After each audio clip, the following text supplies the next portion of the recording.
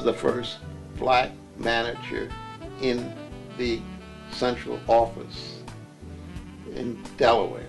Right. There were black female managers, but the first black male manager in the central office. Sharon's sister was the first person I came in contact with when I came to work with a telephone company, because her name at the time, she was a Hill, but I never knew her as a Hill. I always knew her as Nancy Harris.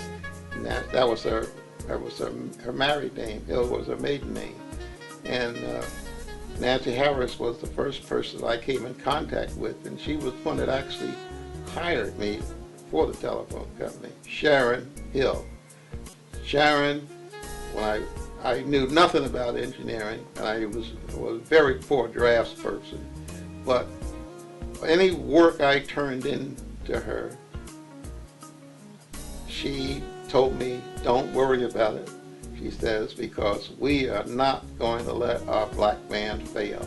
And so any work that I turned in, she made sure that when I turned it in, that she went over it with me, and we made sure that it was correct and it went out correctly. So I feel very grateful for that. Nancy Harris happened to be the first black female hired within the telephone company, and also found out at a later date who was responsible for that. And I understand that there was Minister Moyes. There were so many blacks who used the telephone service that they should also be represented.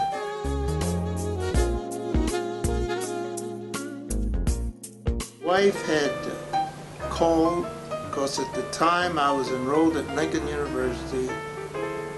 My wife called to the telephone company and asked were there any openings.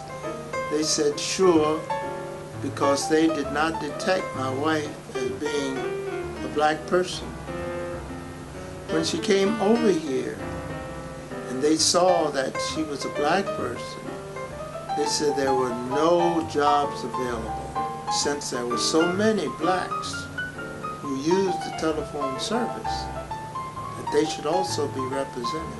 And I told them in a polite manner that if we did not consider changes, then we had 3,000 people signed up to call and say they did not need telephone service anymore.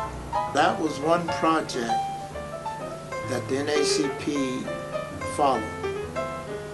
They stated that since there were so many blacks who used the telephone service, that they should also be represented. And so we had to have an officer coming down from Philadelphia. He said, "What do you want me to do? Fire a white girl and hire a black girl?" I said, "No. What I want you to do is be realistic in the sense that when there's another opening, you would consider blacks as well as whites." And at the same time, I went to a young lady at that time who was working in the public library, Nancy Hill. And I said, "Nancy, would you be willing to move out into what would be a very trying situation?" And force them to hire black operators. And that's where Nancy Harris came in. Many years before I came with the telephone company. And you would have to put up with a great deal of discrimination. She said, "Yes, Reverend." So when the opening came, I recommended her. She had moved up before she retired to being a supervisor in the telephone company.